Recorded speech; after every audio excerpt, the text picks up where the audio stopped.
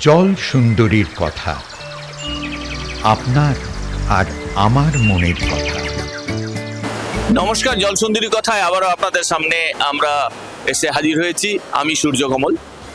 আমি দুধিয়া ব্রিজ বালাসান নদীর উপরে বসে আছি আপনাদেরকে একটি বার্তা দেওয়ার জন্যে। আগামী 15ই আগস্ট ভারতের স্বাধীনতা দিবস। এই স্বাধীনতা দিবস আন্দোলনের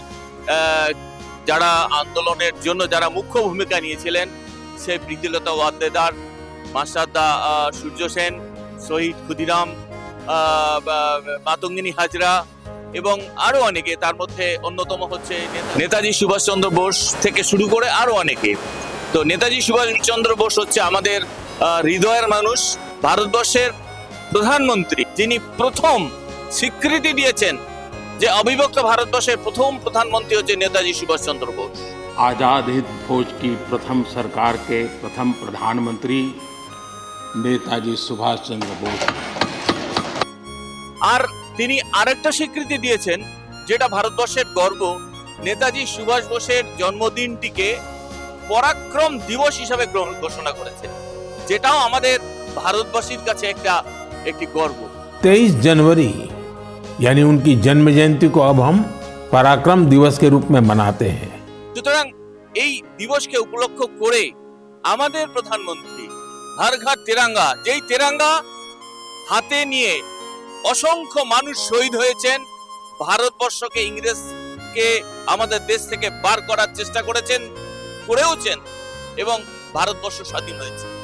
সুতরাং সেই তেরাঙ্গা, হর ঘর তেরাঙ্গা পৌঁছানোর জন্য আমাদের প্রধানমন্ত্রী যে উদ্যোগ নিয়েছেন, সেই উদ্যোগে আমরা Society for Nature Education and Health Awareness, Jalpaiguri Sunitibala Sadar Balika Vidyalaya এবং Jalpaiguri Seema Suraksha Bal SSB Jalpaiguri sector headquarter, তারা যৌথ উদ্যোগে একটি র্যালি হবে।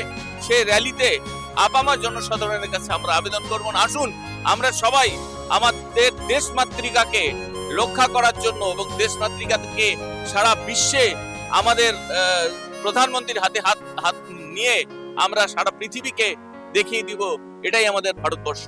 এখানে কাউকে অবমাননা করা যায় না, কাউকে অসম্মান করা যায় না। এটাই হচ্ছে প্রধানমন্ত্রী বুঝিয়ে দিয়েছেন হর ঘর তেরাঙ্গা এই অনুষ্ঠানে।